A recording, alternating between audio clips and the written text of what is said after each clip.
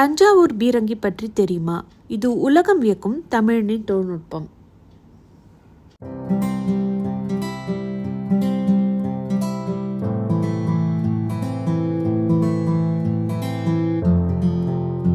தஞ்சை நகருக்கு வரும் சுற்றுலா பயணிகள் பார்க்க வேண்டிய இடங்களில் மிக முக்கியமான ஒன்றாக கருதப்படுகிறது இந்த பீரங்கி மேடு. இது தஞ்சாவூர் வெள்ளை பிள்ளையார் கோயில் அருகே உள்ளது. 16ஆம் நூற்றாண்டில் தஞ்சையை ஆண்ட ரகுநாத நாயக்க மன்னர் 1645ஆம் ஆண்டுக்கு முன்னதாகவே இந்த பீரங்கியை உருவாக்கியதாக கூறப்படுகிறது.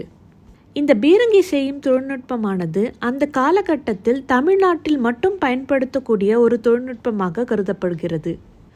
பொதுவாக பீரங்கிகள் வார்ப்பிரும்பு பட்டைகளால் உருவாக்கப்படும்.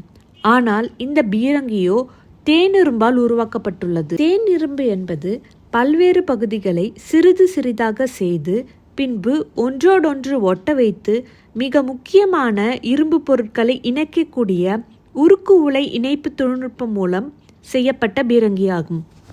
அதனால் சுத்தமான எக்கினாலான பீரங்கியாக கருதப்படுகிறது. தஞ்சாவூர் பெரிய கோட்டையின் உட்புறம் கிழக்கு வாசலை ஒட்டி ஒரு பெரிய மேடை அமைக்கப்பெற்று அதன் மீது இந்த பெரிய பீரங்கியானது வைக்கப்பட்டுள்ளது. இதை மக்கள் ராஜகோபால பீரங்கி என்று குறிப்பிடுகின்றனர். இது நாயக்கர் கால பீரங்கி என்பது செவி வழியாக தொடரும் செய்தியாகும். மற்ற மாநிலங்களில் மற்ற நாடுகளில் இருக்கும் பீரங்கியானது வண்ணம் பூசப்பட்டு பாதுகாப்பான முறையில் பூட்டப்பட்டிருக்கும். ஆனால் தமிழ்நாட்டில் தஞ்சாவூரில் இருக்கும் இந்த பீரங்கியானது 400 ஆண்டுகளாக வெட்டவெளியில் இருந்தும் எந்த ஒரு பாதிப்பும் இதுவரை ஏற்படவில்லை. பீரங்கியின் அளவு மற்றும் எடை. இந்த பீரங்கி முகவாய் முதல் புட்டம் வரை 26 அடி நீளம் கொண்டது. பீரங்கியின் உருட்டு உருளை குழாயின் விட்டம் 300 மில்லிமீட்டர் ஆகும்.